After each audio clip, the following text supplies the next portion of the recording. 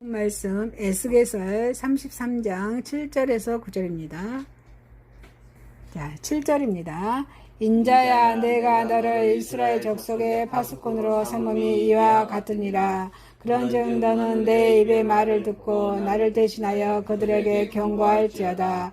가령 내가 악인에게 이르기를 악인이 너는 같이 죽으리라 하였으나 하자, 내가 그 악인에게 말로 경고하여 그의 길에서 떠나지 하지 아니하며 그 악인은 자기 죄악으로 말미암아 죽으려니와 내가 그의 피를 내 손에서 찾으리라.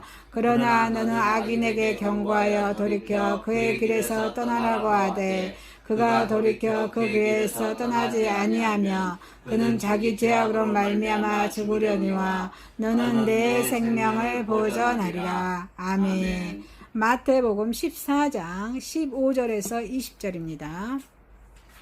15절입니다.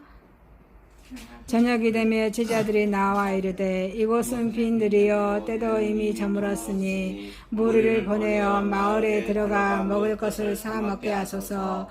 예수께서 이르시되 것이 없다. 너희가 먹을 것을 주라. 제자들이 이르되 여기 우리에게 있는 것을 떡 5개와 물고기 2마리 뿐이니이다. 이르시되 그것을 내게 가져오라 하시고 무리를 명하여 잔디에 앉히시고 떡 5개와 물고기 2마리를 가지사 하늘을 우러러 축사하시고 떡을 떼어 제자들에게 주시매 제자들이 무리에게 주니 다 배불리 먹고 남은 조각을 12바구니에 차게 거두었으며. 아멘. 자, 로마서 13장 8절에서 10절입니다. 8절입니다. 피차 사랑의 비대에는 아무에게도 아무 빚도 지지 말라. 남을 사랑하는 자는 율법을 다 이루었느니라. 간음하지 말라, 시행하지 말라, 도둑질하지 말라, 탐내지 말라 한 것과 그의 금욕이 있을지라도 쓸모같이 사랑하라. 말씀을 가운데 다 들었느니라. 사랑은 이웃에게 악을 행하지 아니하나니 그러므로 사랑은 율법의 완성이니라. 아멘. 본문 말씀 에스겔서 33장 7절에서 5절, 마태복음 14장 15절에서 20절, 로마서 13장 8절에서 10절 말씀으로 우리가 은혜 받고자 하는 제목은 무조건적인 사랑이라는 제목으로 은혜를 받고자 하겠습니다. 자, 여러분, 무조건적인 사랑은 아가페 사랑입니다. 하나님은 아가페적인 사랑입니다. 아가페 사랑은 무조건적인 사랑입니다. 조건이 없습니다. 자, 첫 번째, 무조건적인 사랑은 파수꾼으로서의 사명을 잘 감당합니다. 자, 메가더 장군이 한 말이에요. 자, 작전에 실패한 지휘관은 용서받을 수 있어도 자, 경계에 실패한 지휘관은 용서받을 수 없다고 이 메가더 장군이 2차 세계대전에 때 이렇게 한 말입니다. 자, 이 에스겔서 33장의 이 본문의 말씀에서 이 경계 근무를 하는 파수꾼의 임무와 그 책임에 대한 그런 말씀으로, 자, 오늘 우리 시대의 영적인 투쟁에서 파수꾼으로서 사명을 수행해야 하는 그리스도인들 꼭 필요한 말씀입니다. 자, 원래 여기서 파수꾼이라는 말은 군사 용어로는 자기 집단의 생명과 안전을 위하여 외부의 적을 경계하는 임무를 맡은 자를 파수꾼이라고 합니다. 자, 오늘날 영어로 한다면 초병과 같은 의미입니다. 초병. 자, 모든 그리스도인들은 하나님의 나라의 시민으로서 그 시대의 생명을 지키는 영혼의 파수꾼입니다. 아멘이십니까? 영혼의 파수꾼이에요. 저와 여러분은요, 영혼의 파수꾼입니다. 영혼의 파수꾼으로서 임무는 첫째 어떤 임무가 있습니까? 생명을 구원하는 하나님의 말씀을 선포하는 일이 첫째 임무입니다. 그래서 말씀을 많이 읽어야 한다는 것이에요. 말씀을 많이 읽고 내 안에 축적해 있으면 어때요? 나도 모르게 그 하나님의 말씀에 의각해서 말이 나오겠죠. 예? 말씀을 선포하는 일입니다. 자, 영혼의 파수꾼으로서 저희의 두 번째 임무는 그 삶을 통하여 우리가 살아가고 있는 이 사회에 머무고 있는 직장, 가정, 사업장에 소금과 빛의 역할을 감당하는 일입니다. 오늘 이 시대에 있어서 이러한 임무와 책임을 가진 조직이 뭐예요? 교회예요. 저와 여러분은 교회입니다. 주일날 모여서 열심히 예배드리고 또 흩어져서 또 생활편에서 또 열심히 예배드리며 주님께 영광을 올려드립니다. 이러한 지금 임무와 책임을 맡은 기관이 파수꾼의 사명을 잘 감당해야 할 그런 임무와 임무를 가진 저와 여러분들이 바로 이 교회가 이러한 일을 맡고 있다는 것입니다. 이 교회의 구성원인 성도죠. 거룩한 하나님 백성들 성도로 가죠. 이 성도는 그 삶의 현장에서 파수꾼으로서 사명을 다해야 한다는 것입니다. 하나님 말씀을 선포하고 또 삶으로서 빛과 소금의 역할을 감당해야 한다는 것입니다. 그래서 7절에 한번 읽어볼까요? 내가 너로 이스라엘 족속의 파수꾼을 삼으니 이와 같으니라. 그런즉 너는 내 입의 말을 듣고 나를 대신하여 그들에게 경고할지어다. 이 에스겔은 하나님께로부터 음성을 듣습니다. 자, 이 에스겔은 바로 바벨론에 유다 민족들이 다 포로로 잡혀가죠. 유다의 그런 586년에 바벨론은 멸망하잖아요. 멸망하기 전에 포로로 잡혀가기 전에 이 에스겔의 선지자가 활동할 시기입니다. 에스겔은 바벨론에 포로로 잡혀가 있으면서도 그 저국 유다를 위해서 그 민족에 대한 파수꾼으로서 세우심을 하나님께 받았습니다.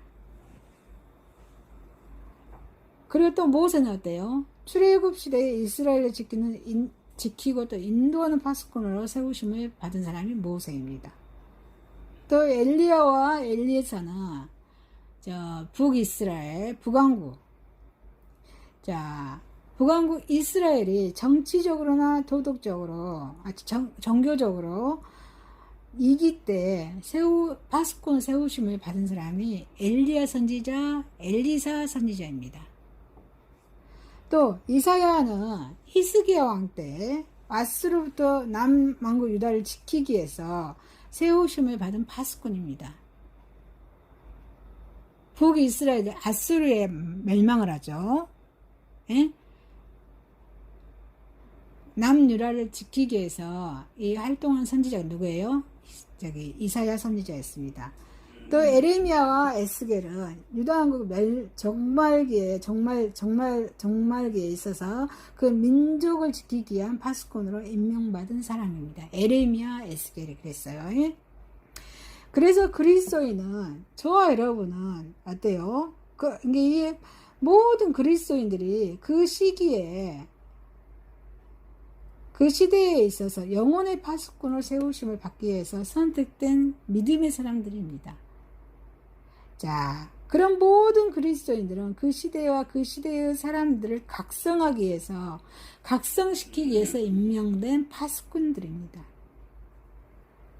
예수님의 죽음과 심판에 대해서 경고하여서 각성케 해야 하고, 또 병든 시대에 대해서 경고하고 각성케 해야 할 사람이 바로 파수꾼들의 임무입니다. 그래서 모든 그리스도인들에게는 그 그리스도인들이 수행해야 할 파수꾼으로서 고유한 사명이 부여되어 있다는 것입니다. 예수님의 심판과 죽음과 부활에 대한 그 사건을 말해야 할 그런 사명이 저와 여러분에 부여되어 있다는 것입니다. 만약에 이 사명을 수행하지 않는다면 그 시대의 생명에 대한 책임을 추궁받게 될 것을 말씀하고 있습니다. 그래서 복음 전파자는 하나님을 대신해서 하나님의 말씀을 전파하는 자들입니다. 그래서 하나님의 말씀은 모든 사람들에게 이 7절에 에레미야의 말씀 33.7절 경고의 특성을 나타내고 있습니다. 경고하고 있어요. 이 에레미야는 유다 민족을 통해서 안 좋은 말은 안 하려고 했을 거예요. 아마 심령은요. 에레미야는요. 그래요. 그렇지만 하나님께서 하라가잖아요. 자, 죄와 사망으로부터 구원받아야 된다는 그런 경고와 그렇지 않으면 심판을 받게 된다는 그런 경고의 메시지를 선포합니다. 자, 예수님에 대한 하나님의 사랑, 요한복음 3장 16절이죠. 하나님이 세상을 이처럼 사랑하사 독생자를 주셨으니 그를 믿는 자는 멸망치 않고 영생을 얻을 것입니다. 이 하나님의 사랑을 말해야 돼요. 또 18절에 그를 믿는 자는 심판을 받지 아니하는 것이요. 믿지 아니하는 자는 하나님의 독생자 이름을 믿지 아니함으로 벌써 심판을 받을 것이다. 이렇게 에레미야는 이 경고의 말씀을 유다 민족을 향해서 포로로 잡혀가 있으면서도 불구하고 유다 민족들에게 하나님은 심판하실 것입니다. 라고 경고의 메시지를 던집니다. 여기서 하나님의 칼, 2절에 보니까 하나님의 칼이 나와요. 이 칼은 재난의 칼입니다. 또 죽음의 칼입니다. 심판의 칼입니다. 이 칼로부터 영혼을 파수해야 합니다. 또 4절에 나팔이 나오죠. 파수꾼의 나팔. 이 나팔은 하나님의 말씀이에요. 이것이 그 시대에 전해야 할 하나님의 복음의 말씀입니다. 복음의 나팔을 크게 불어서 제약의 장에 치여 있는 심령들을 일깨워야 한다는 것입니다. 이 에스겔 선지자는 이렇게 임박한 예루살렘 파멸을 이끌기 위해서 임명된 파수꾼이었습니다. 이 에스겔 선지자는 그 조국 유다 왕국이 영원히 멸망할 운명이 처해 있음을 경고해야 했습니다.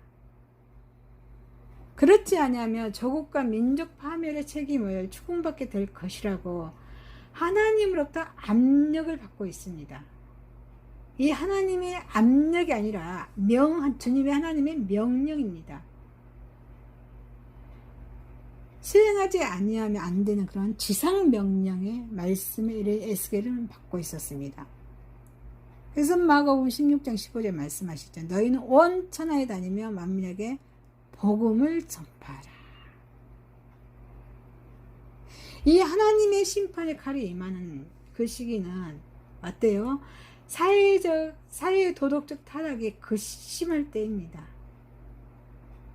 도덕적 타락을 방지하기 위해서 임무와 책임이 모든 하나님의 사람들에게 부여되어 있다는 것입니다.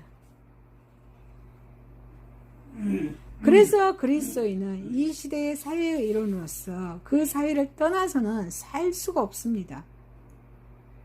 그래서 모든 그리스도인, 저와 여러분 어때요? 이 사회의 빛과 소금, 마태복음 15장 13, 14절에 말씀하십니다. 제가 읽어보겠습니다. 너희는 세상의 소금이니 소금이 만일 그 맛을 잃으면 무엇으로 짜게 하리요? 후에는 아무 쓸데 없이 다만 밖에 버려져 사람에게 밟힐 뿐이니라. 너희는 세상의 빛이라. 산 위에 있는 동네가 숨겨지지 못할 것이요. 라고 말씀하십니다. 빛과 소금이다 말씀하십니다. 자, 이 절망적인 삶의 현장에 빛으로서 존재하고 또 부정과 부패를 썩어가는 이 사회 현실에 있어서 소금으로서 존재해야 한다는 것입니다. 아멘이십니까? 그래서 빛과 소금은 이 사회 공동체의 건강을 위해서 자신을 희생하는 것입니다.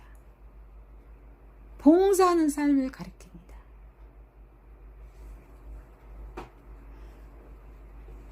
그래서 공동체가 함께 살고 죽는 존재해야 한다는 것입니다.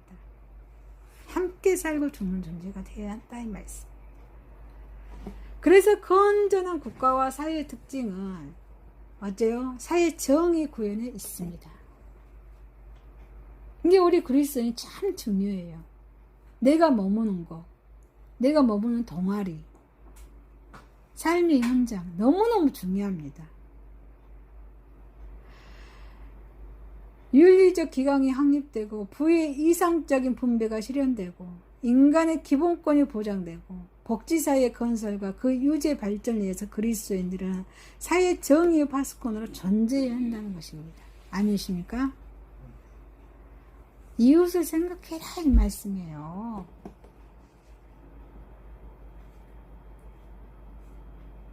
그래서 사회 정의의 몰락은 어때요? 몰락은 그 사회의 죽음을 의미하는 것입니다. 죽음을 의미하는 거예요. 사랑이 없으면 죽음이죠. 여러분 자신의 가슴을 대고 나는 중요합니다. 나는 소중한 하나님의 자녀입니다. 이렇게 한번 해보세요. 나는 소중한 하나님의 자녀입니다. 내가 너무 중요합니다. 진짜 내가 너무 중요합니다. 그래요. 내가 너무너무 큰 역할을 나를 통해서 하나님 일을 하시잖아요. 너무너무 중요하죠.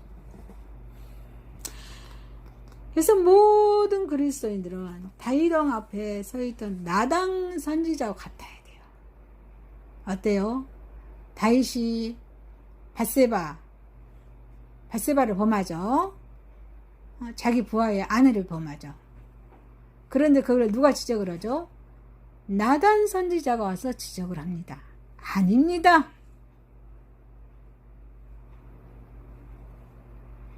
그래서 다윗이 그 말을 나단 선지자의 말을 듣고 어때요? 눈물을 적셔가면서 회개 기도를 드렸죠. 그렇지만 하나님께서는 다윗의 죄를 용서하시지만 그 죄의 값을 받게 하시죠. 이렇게 일을 하십니다. 저 여러분 나단 선지자와 같은 그런 역할을 해야 한다는 것입니다. 이웃이 죄를 범했으면 지적을 해줘야 한다는 것입니다. 또 부패한 사회를 질타하는 아모스 선지자. 아모스는 사회의 그런 정의를 말하는 선지자죠. 이게 중요합니다. 너무 중요해요. 내가 처한 그런 맡은 그런 사명들이 너무 중요한 역할을 합니다. 그래서 사회의 정의는 하나님의 의를 기초에 이루어지는 것입니다. 하나님의 의가 기초에서 이루어진 것입니다. 그런데 요즘 복지가 어떻습니까? 아동복지, 청소년복지, 노인복지 다 있죠. 복지가 이상하게 들어갑니다. 하나의 돈을 추구하는 복지단체로 흘러갑니다. 하나님의 사랑이 임해서 그곳에 주님의 나라가 확장되어야 할 그런 복지가 썩어 들어가고 있습니다. 하나님 의의 기초에서 이루어지는 것이 진실한 복지입니다. 그래서 모든 그리스도인의 사회적 의무이고 이런 것이 책임입니다. 그래서 오늘 하나님께서 주신 무조건적인 사랑, 아가페 사랑을 받은 저와 여러분은 파수꾼으로 사명을 잘 감당하신 주님의 이름을 축원드립니다. 자, 두 번째입니다. 자, 무조건 사랑은 광야의 기적이 일어납니다. 광야의 기적이 일어납니다. 우리가 머무는 곳에, 처한 곳에, 그곳에서 기적이 일어난다는 것입니다. 자, 이 본문에서 예수님께서는 많은 무리를 향해서 벳세다 광야에서 천국 복음을 가르치고 계시는 분입니다. 자, 여러분, 요단강 이렇게 해야죠. 갈릴리 호수가 있으면 오른쪽이 벳세다예요. 지명이. 상상을 하세요. 지명이. 오른쪽에 있는 것이 벳세다 지역이에요. 지명이 지역이에요. 이 벳세다에서 많은 많은 무리가 모여듭니다. 그래서 천국복음을 가르치고 계시던 그런 날이었습니다. 해가 져갑니다. 그런데 모인 사람들은 그 지역, 베세다 지역을 떠날 줄을 모르고 있습니다. 천국복음에 대한 말씀에 대한 들은 무리들은 어때요? 주님의 말씀으로 충만해졌습니다. 그래서 풍요함을 누리는 벌판이 되어 있었던 것이 이 베세다 지역이었습니다. 그런데 이들은 여기서 영적인 풍성함 못지않게 육적인 그런 풍성함도 체험케 합니다. 그것이 오병이의 기적이었습니다. 자, 주님의 기적 베푸심에 의해서 풍성한 식탁을 맡게 된 것입니다. 자, 이 사실에 대해서 우리는 살펴보면서 은혜를 받고자 하겠습니다. 이 벳세다는 이 광야로 불리는 한적한 그런 갈릴리 해변의 오른쪽에 있는 들판입니다.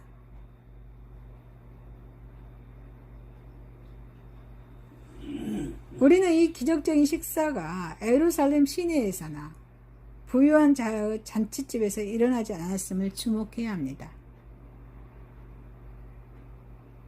이 베세다 지역은 그런 광야는 음식을 구하기도 힘들었고 인가조차 없었던 그런 황량한 광야였습니다. 우리가 가장 어렵고 궁핍한 그런 지경에서도 예수 그리스도로 말미암아 누리게 되는 풍족한 채우심을 알 수 있도록 하기 위해서 이 사건이 일어났음을 우리는 알아야 할 것입니다. 이렇게 저녁을 막상 먹기 위해서 무리가 기다리고 있었지만 가진 것이라면 무엇밖에 없었어요? 에? 뭐가 있었죠? 뭐가 있었어요? 그렇죠. 오병이어죠. 5개와 2개, 보리떡 2개와 물고기 2마리 있었습니다.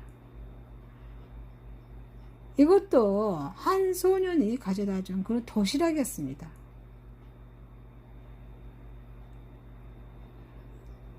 이 음식이 필요한 사람들과 비교할 때 너무도 초라한 그런 것이었습니다.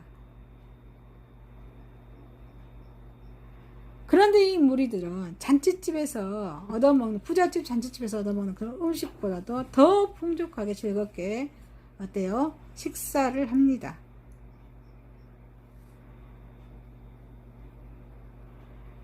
그리고 12바구니가 차게 충분히 찰 정도 넘쳤다고 말씀하고 있습니다.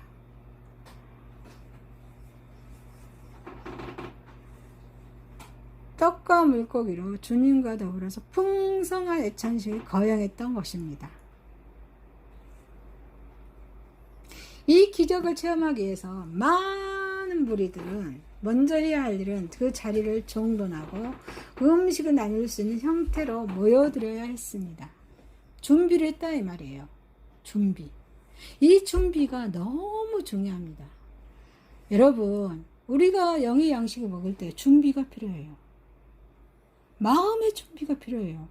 집에서도 마음의 준비를 하고 예배 드리십시오. 묵상하십시오. 내 심령에 제약이 있는가? 내 심령에 거리낌이 있는가? 이런 것들을 회개하고 예배를 드리셔야 된다는 것입니다. 준비가 필요해요. 그래서 이 많은 무리들은 50명씩 또는 100명씩 이렇게 그룹으로 떼지어서 앉았습니다.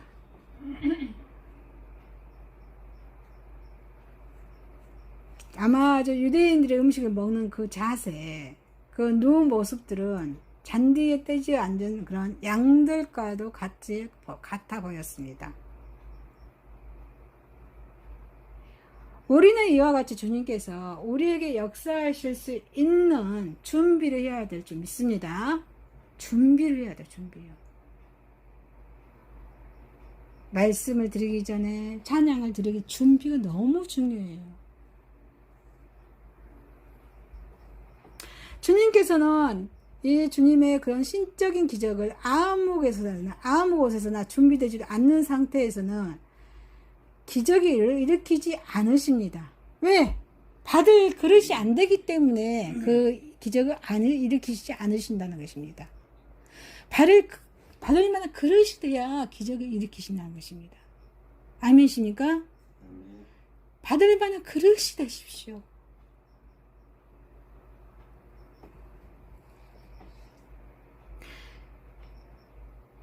만일 준비되지 않는 상태에서 기적이 일어난다면 오히려 그러한 축복을 감당치 못함으로 기적의 의미가 없어질 뿐입니다. 그래서 우리는 그 주님의 사역이 우리의 삶의 모든 부분에서 관련되어지고 열매를 맺도록 하기 위해서 철저한 신앙의 준비가 있어야 될 줄 믿습니다. 자, 우리의 신앙적 태도와 생활 습관 하나하나에 이르기까지 파급되는 영적 갈급함을 채우고자 하는 그런 준비가 우리는 저와 여러분 필요합니다. 주님께서는 의에 줄이고 목마른 자들을 그런 주님의 의로 먹이시고 주님의 공의로 마시우게 할 것입니다. 아멘이십니까? 주님은 음식을 손에 들고 기도하셨습니다. 오병이어나 모세오경을 말했죠. 오병은 모세오경, 창세기, 출애굽기, 레위기, 신명기, 민수기가 뭐예요? 모세오경. 이병은 뭐예요?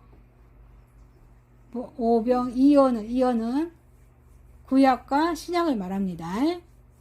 구약 성경과 신약 성경을 이어라 그래요. 오병이어. 알아들었어요? 예.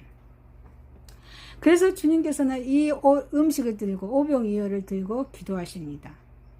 하나님이신 주님께서 드린 기도는 우리에게 교훈을 통해서 이루어지지 아니하시고 살아계신 하나님의 능력임을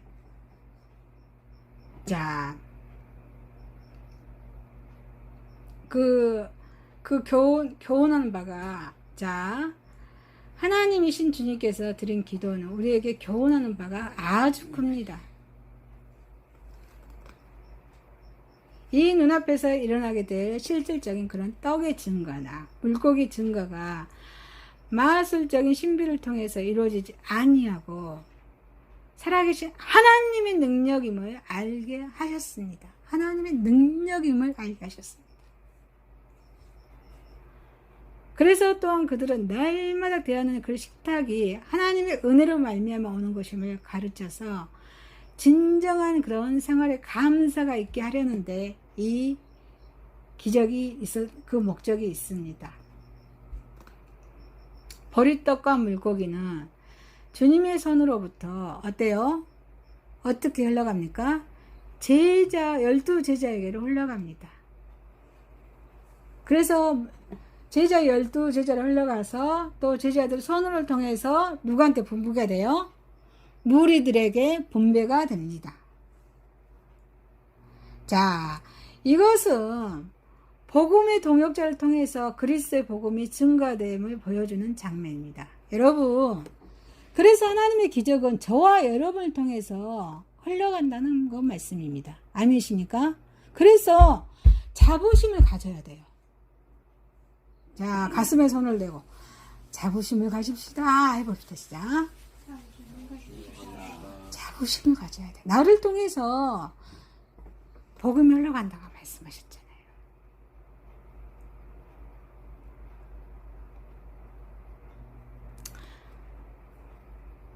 자, 복음의 동역자를 통해서 그리스도의 복음을 증거됨을 보여주는 장면입니다. 이렇게 주님께서는 그 일을 이루시기 위해서 환상이나 기적 같은 도구를 통해서 역사할 수도 있으나 그보다는 신실한 일꾼들의 손을 통해서 많은 사람들에게 영생의 복음을 전파되기를 원하셨습니다. 그래서 동역자들은 먼저 주님이 주신 복음을 가져야 할 줄 믿습니다.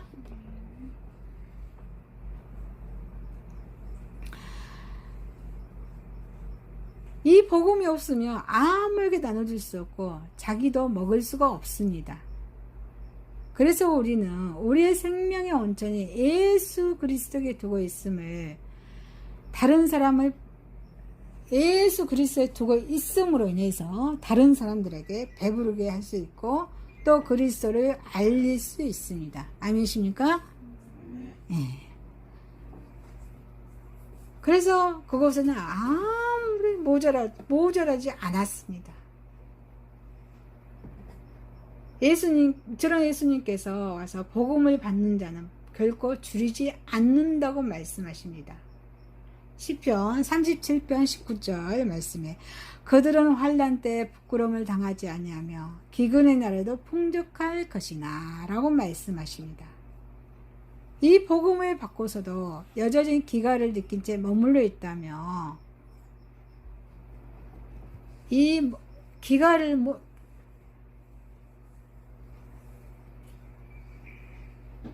어때요? 목마름을 느끼고 그 목마른 채로 있다면 어때요? 이건 아마 복음의 그런 진술을 받는 것이 아닐 것입니다. 시장길을 느끼던 이런 무리들은, 많은 무리들은 참 만족한 식사에 기뻐했습니다.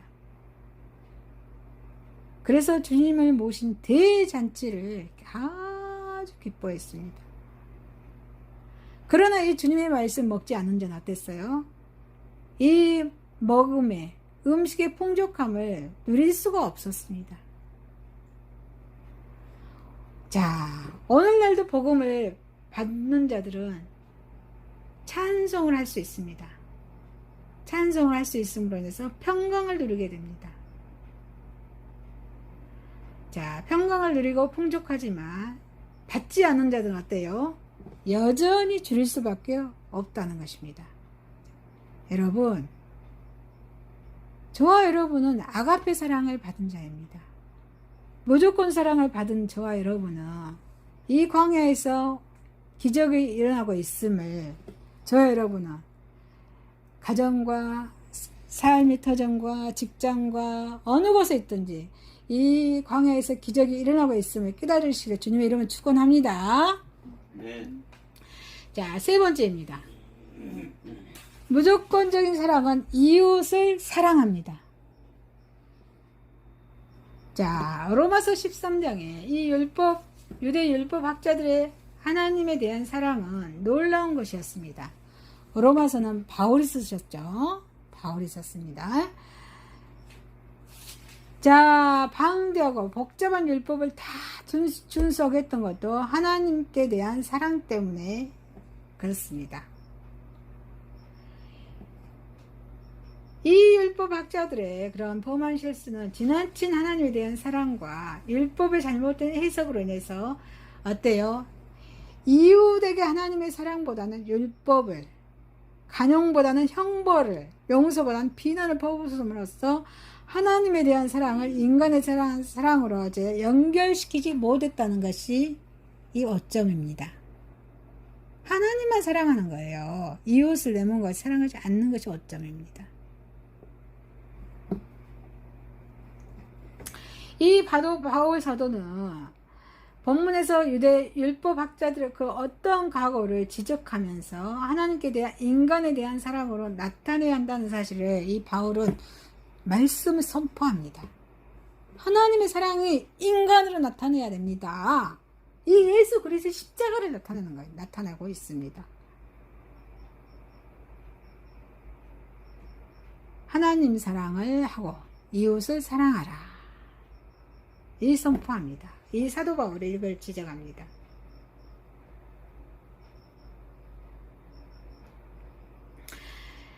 그러면서 사도 바울은 우리에게 열심으로 서로 사랑할 것을 어째요? 18절 한번 읽어봅니다.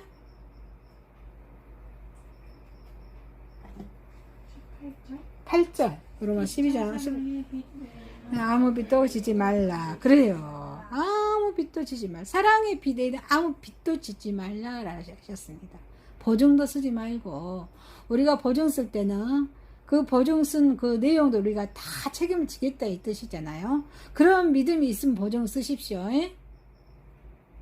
사랑의 비대에는 아무 빛도 지지 말라 하셨습니다. 그런 본문을 통해서 율법이 가르치는 사랑의 의미가 무엇이고 사랑은 어떠한 모습으로 표현되어야 하는지에 대해서 살펴보겠습니다. 10계명은 크게 두 부분으로 나눕니다. 10계명 10가지죠. 1계명과 4계명은 하나님에 대한 인간의 사랑을 규정하고 있습니다. 또 그래서 다른 신들에게 내게 잊지 말지어다. 이 출애굽기 20장 3절 말씀이죠. 여기 시작해서 안식일을 기억하여 거룩히 지키라.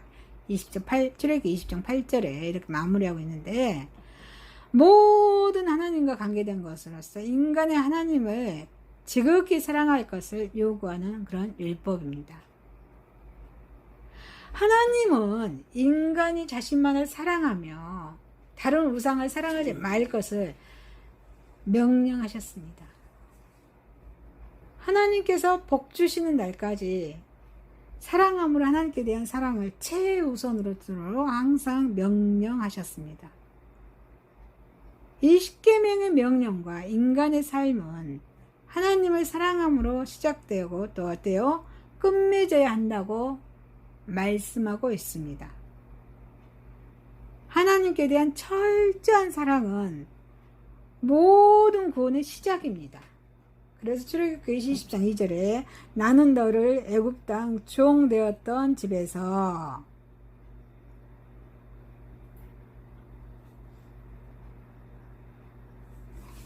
인도하여 낸 내 하나님 여호와니라 라고 말씀하고 계십니다. 축복의 근원이라고 이렇게 말씀하고 있습니다. 출애굽기 5장 5절 6절 말씀에 그것들에게 절하지 말며 그것들을 섬기지 말라. 나 내 하나님 여호와는 질투한 하나님인즉 나를 미워하는 자의 죄를 갚되 아버지로부터 아들에게 3, 4대 이르기까지 나를 하거니와 나를 사랑하고 계명을 지키는 자에게는 천대까지 은혜를 베푸니라 라고 말씀하십니다. 그래서 하나님에 대한 사랑은 인생에 있어서 최고 가치와 최우선의 가치를 지니는 것입니다. 아멘이십니까? 하나님을 사랑하는 것입니다. 누구라도 하나님께 대한 사랑이 없으며 그는 헛된 자며 삶의 의미와 목적이 상실한 자입니다. 목적이 상실한 자입니다. 자, 10계명의 두 번째 부분인 5계명에서 10계명 봅니다. 자, 인간에 대한 사랑을 주제로 하고 있습니다. 인간에 대한 사랑이 5계명부터 10계명입니다. 자, 부모의 사랑을 주제로 하고 있습니다. 부모에 대한 사랑, 이웃에 대한 사랑이 그 5계명에서 10계명까지 그 요지입니다. 인간에 대한 사랑의 계명이 하나님에 대한 사랑의 계명보다 뒤에 있다고 해서 하급의 것을 나타내고 있는 것이 아니라는 것입니다. 하나님께 대한 사랑의 구체적인 증표로 드러나는 것이 뭐예요? 사랑이에요. 사랑. 무조건적인 사랑이에요. 아가페적인 사랑이에요. 그래서 하나님께 대한 사랑이 연장선상 계속 이어져 간다는 것입니다. 사랑이에요. 사랑. 그 계명을 어기는 10계명을 전체를 어기는 것입니다. 이 사랑이 없으면 저 10계명 어기는 것입니다. 그래서 10계명은 하나님에 대한 사랑과 인간에 대한 사랑을 똑같이 중요한 것으로 가르치고 있습니다. 그래서 예수님께서는 자신을 시험하던 그런 율법사의 물음에 대해서 가장 큰 계명, 첫째, 주 너희 하나님을 사랑하라.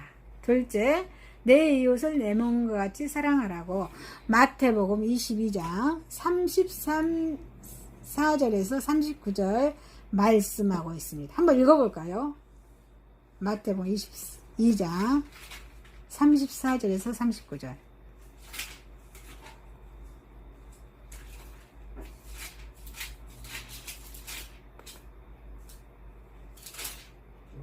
자, 시작. 예수께서 사두개인으로 대답할 수 없게 하셨다함을 바리새인 듣고 모였는데 그 중에 한 율법사가 예수를 시험하여 묻되 선생님 율법 중에서 어느 계명이 크니까? 예수께서 이르시되 내 마음을 다하고 목숨을 다하고 뜻을 다하여 주 너희 하나님을 사랑하라 하셨으니 이것이 크고 첫째 되는 계명이요 둘째도 그와 같으니 이 이웃 같이 사랑하라 하셨으니 아멘. 그러죠? 자, 이것이 율법과 선지자의 강령입니다. 가장 큰 줄거리다 이 말이에요. 하나님을 사랑하고 이웃을 사랑하라, 이것이 줄거리입니다. 마태복음 22장 40절에 두 계명이 온 율법과 선지자의 강령이다. 강령이다. 큰 줄거리다 그랬습니다. 이 두 가지 율법의 전부라는 말씀이 율법이 전부라는 말씀입니다. 말씀. 십계명의 근본 용지가 밝힌 말씀입니다. 말씀. 십계명이 나타난 사랑의 정신은 자 구약이나 신약 성경을 통틀어서 동일한 것입니다. 그래서 하나님과 인간에 대한 사랑이 똑같이 소중한 것임을 이렇게 보여주고 있습니다. 이 바울 사도는 본문에서 전통적인 두 가지 사랑이 아니라 남을 사랑하는 것으로 율법의 정신을 집약시키고 있습니다. 누구를 사랑해요? 남을 사랑하라 라고 집약시키고 있습니다. 자, 과연 예수님의 뜻과 다른 것일까요? 예수님의 뜻과 다른 것일까요? 사도 바울이 말한 것이 다른 것일까요? 아닙니다. 자, 요한복음 13장 34절 찾아볼까요? 요한복음 13장은 세족식, 예수님이 제자들 발을 섬기시는 그런 말씀의 장입니다. 세족식장 34절입니다. 시작. 새 계명을 너희에게 주노니 서로 사랑하라. 내가 너희를 사랑한 것 같이 너희도 서로 사랑하라. 아멘. 새 계명을 주노니 서로 사랑하라. 서로 사랑하라 말씀하고 있습니다. 예수님의 말 문제가 발생했습니다. 예수님의 시도하십시오.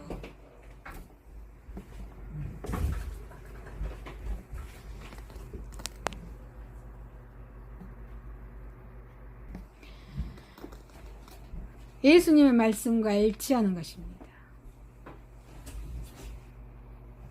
예수님께서는 하나님께 바치는 이 성도의 저와 여러분의 사랑이 하나님이 사랑하시는 인간에게로 행할 때 하나님께서는 만족하신다고 말씀하고 있습니다. 하나님을 사랑하는 자는 눈에 보이는 사람을 사랑하지 않을 수 없습니다. 그래서 요한복음 4장 20절에 누구든지 하나님을 사랑하노라 하고 그 형제를 미워하며 이는 거짓말하는 자니 보는 바 그 형제를 사랑하지 아니하는 자는 보지 못하는 바 하나님을 사랑할 수 없느니라 라고 말씀하십니다. 하나님의 명령을 준행하여서 이웃을 지극히 사랑하는 자는 이미 그 마음 안에 하나님의 사랑이 포함되어 있으므로 계명을 요구한 하나님에 대한 사랑과 인간에 대한 사랑을 온전히 이루는 셈입니다. 그래서 하나님을 사랑한다 하고 인간을 사랑치 않는 유대인들은 하나님께로부터 어때요? 버림을 받았습니다.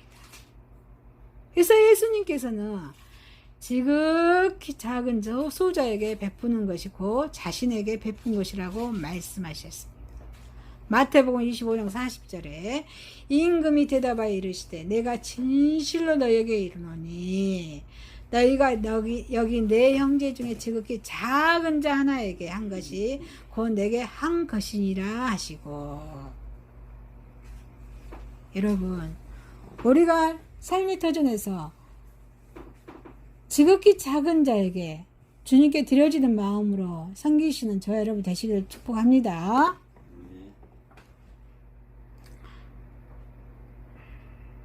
그래서 눈에 보이는 형제를 사랑치 않는 자는 이미 계명을 버린 자라고 말씀하십니다. 그래서 하나님을 버린 자입니다. 하나님의 백성들은 오직 그 하나님을 사랑하시는 인간들에 대한 하나님의 사랑으로 이웃을 사랑합니다. 그래서 자신을 아낌없이 내어줍니다. 그 하나님께 대한 사랑을 증명하는 것입니다. 저와 여러분은 하나님의 무조건적인 사랑을 받았습니다.